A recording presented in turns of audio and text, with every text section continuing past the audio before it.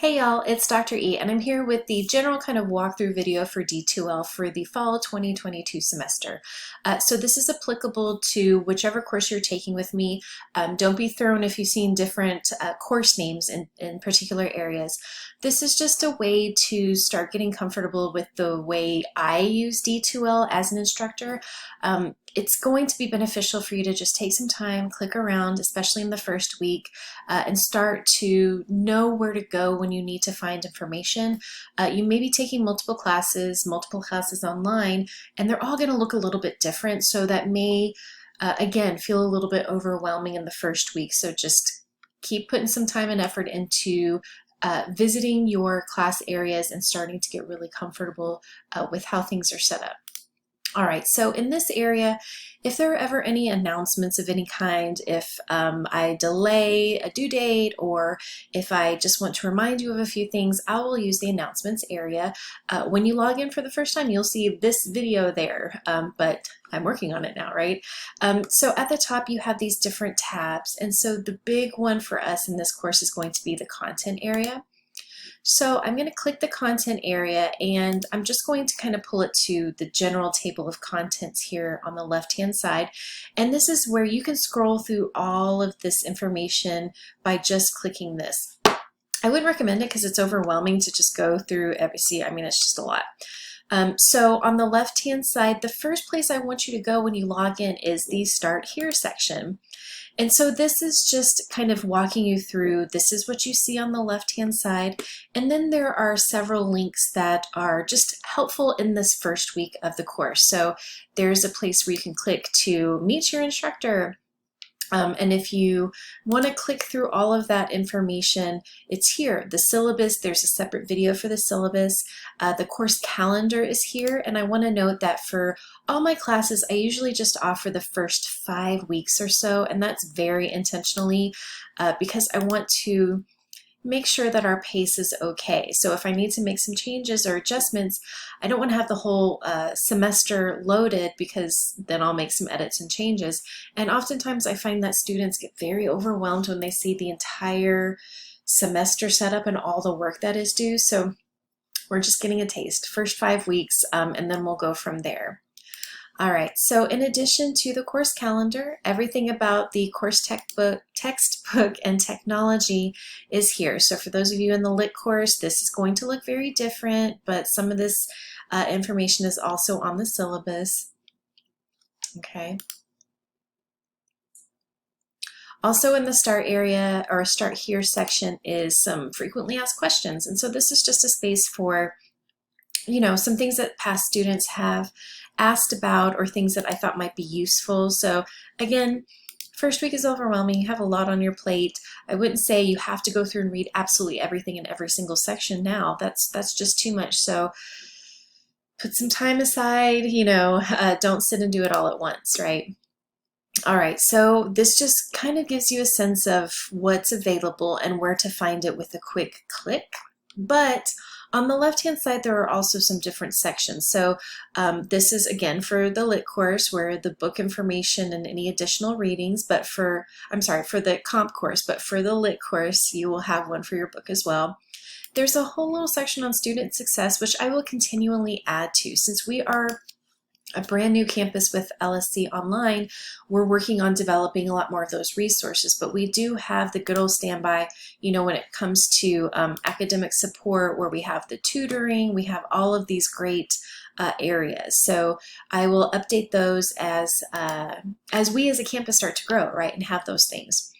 So we have the D2L and Tech Help section, and so this is where you'll find that virtual learning assistance center that has all of those things that you may need for being, you know, an online college student, a college student in general when it comes to working with some things online. There are also all the different, you know, links to help with D2L. D2L can be kind of clunky, and if you're not really familiar with it, here is a great place to go. Like if you want to download the Pulse app, which I recommend you do to download it on a device, but do not use it as your sole way of functioning in the class. It's not super functional. You can't do the same level of work as you would if you're actually logged in on a computer to D2L. Okay. Also there you'll find the link for OTS. So if I go down the OTS site where you can download your own copy of the Microsoft Word or the Microsoft Office Suite, all of that kind of stuff is right there for you. Okay, so in addition to the D2L and Tech Help, you'll have the copy of the syllabus and the schedule, and then I will start to add the rubrics and other assignments and information here. So whenever you log in, if you have a quick question, you can go to one of these links on the side and get some good information. Every week we will have a new module here. These things listed over here are called modules. So I have the start here just to kind of give you a sense of, here's the course at a glance, here's D2L at a glance, and then week 1 is where you will go to begin our first week.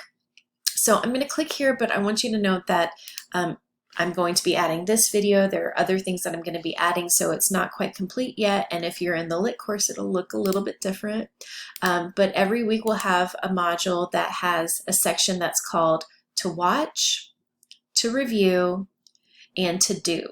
So to watch, you're doing it now, right? The syllabus video is there. I will add this video and then one more additional video. It's a video heavy week. It's going to be okay. Don't worry.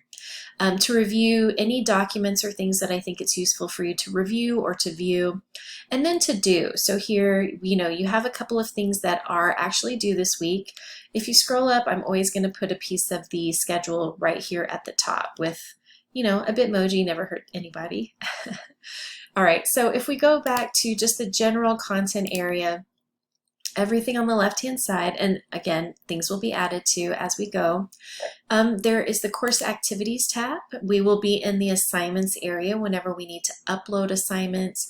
You also have a quiz area, and you do have a quiz in the first week, so it's not a bad idea to take a look.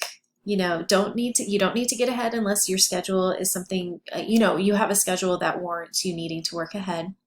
There's also the support section here, as well as collaboration. We are going to be in the discussion area quite a bit in our courses. So we have a Q&A area where you can post or you can respond to one another. I will get in there and answer questions as well.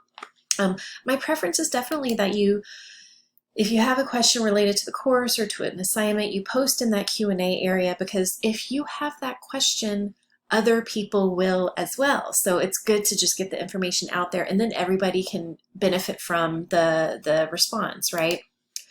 There's a student-only chat. There's a student-only chat area, and I never visit this. Like, I can't. So this is just for you to have conversations or questions, or make contact with one another, or set up group chats, whatever you want to do. And then we have our weekly discussions below that. So we'll have a discussion pretty much every week, so this will become very familiar to you. On the top right-hand side, there are a couple of features you want to focus on. The first is this, where your name will appear. From the drop-down menu, if you select notifications, you can set up particular items to be texted to you. So if you want to know every time there's an announcement, you can have a text about that. If you want to know every time a grade is posted, you can have that text as well. I don't recommend that you choose everything, because then your phone will just be exploding with texts all the time. Here's a link for the Pulse app. What you want to do is register your mobile, and so you'll just fill in all the information needed for your phone. You'll enter your phone number, click save, and once you click save, it will send you a text message, right, to offer that confirmation. And then you can select, how much information do you want. You can set up email notifications at any time, but a lot of us don't check our email more than we have to. But once you register your phone number, this SMS, these options will load. Y'all, please don't select everything for the course. I think the only thing you'll really want to kind of have an immediate update on is those announcements, because that's where I'm going to post reminders. That's where I'm going to post if something has changed, and so that's a really useful thing to get updated on, but you may want to have other options for other classes, right? And then make sure that you click save. Sometimes students don't do that, and you want to make sure that everything is working and set up properly. At the top here, on the left-hand side, you see this icon, which is probably pretty familiar to you. It's the mail icon. But from the drop-down menu, you can go to email or you can go to instant messages. Now, if you click instant messages, it will pop open a window. I'm going to pull it over here. And this is where you can go to chat with me during those instant message office hours, right? So on Thursdays, if you want to just kind of have a quick chat, I'll be available to do that. But you can also from this section go to email. And the email is pretty straightforward. This probably looks very familiar. If you click compose, it'll pop open a window. Now, the one thing about D2L email is that you really need to know the person's name and not have to use the address book, because that adds a whole level of complication that's very frustrating to me personally, and so maybe to you. So if you know the person's name, you can start typing it and it will begin to auto-populate. So if you're looking for me, you got to know either my first or last name. So if you know my first name, and you can select either of these, they will both go to the same place. Or if you know my last name, you know, same thing. So if you click on it, then you'll see that there is a name populated there. Please leave your course information here. That just helps because I try to organize my email. I try to stay on top of it. So I put everything in folders, and then you can put something like assignment question. Oops. You know, something that is offering, you know, this is what it's about. Y'all, when it comes to email, I'm pretty laid back when it comes to a lot of things, but with email, if you, hey, Dr. E, what's up, Dr. E? If you offer a greeting like that, that's fine, but please offer something, right? Offer some sort of greeting or intro, ask your question, and then offer a closing, right? So take care or sincerely and the name that you prefer, right? So I'm not asking for a super professional email. You will have professors who will not respond to you unless you have some sort of professional structure to your email. You know, and it's just getting us into the mode where that's what jobs expect. That's in the future. You know, if you're headed to a different job or to a different, you know, transferring to a university, the expectation is that you'll have some of that. So, you know, just the basics for me. That's all I really need. And so make sure that you click send, and if you ever worry about, you know, did my email go through, you can go to the sent section up here. So, you know, so it functions like most email services. At the top as well, you have these other options that you can kind of play around with. I want you to think about collaboration because we talked about the instant messages for the office hours. For the other days, what you'll want to do is go to collaboration, and you'll scroll down to WebEx. WebEx is just like Zoom. It's just another kind of video chat program.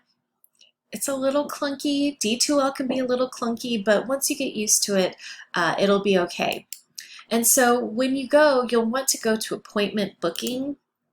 And here you'll see several options on the days. I haven't set them up yet, but in the week 1 video, I'll have the week 1 video where I talk about your assignments, I'll show where to go and how to do that. And you'll just come here when you have the time that you've selected. Make sure that your time zone is set. That's also, sometimes students are like, I'm in the meeting, where are you? And I say, well, it was 2 hours ago because your time zones may not be set up properly, which is frustrating for you, right? Okay, so that's just really the general kind of quick look at D2L and where to go for our specific course. Again, other classes might use different areas. And if we use some things like the assignment section, if you're not familiar with it, that's okay. If we have something to upload there in a particular week, I will show you how to go there and do that.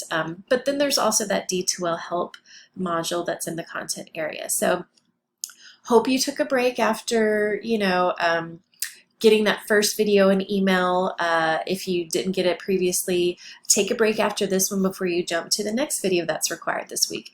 But we're going to have a great week. We're going to have a great semester. Just make sure that you're taking it bit by bit. Don't get too overwhelmed.